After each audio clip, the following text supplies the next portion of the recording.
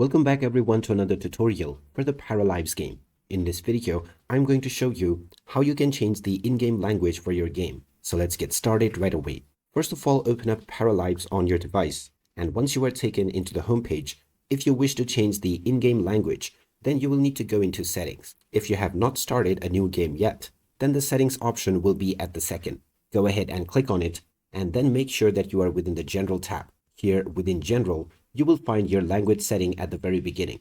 Go ahead and click on it, and now you can search for the various different languages that you wish to choose from, or you may also click on any of the ones available within the list. Once you have clicked on your chosen language, it will be applied to your menu and the game right away, and then you can simply close this menu and your language will have been applied. After this, you can continue to play your game with your newly selected language. And if you wish to change this once again in the future, just pause the game or go into settings, and from the General tab you can once again choose your desired language.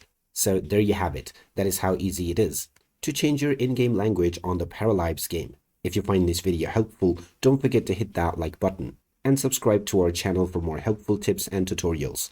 Thanks for watching, and I will see you again in the next video.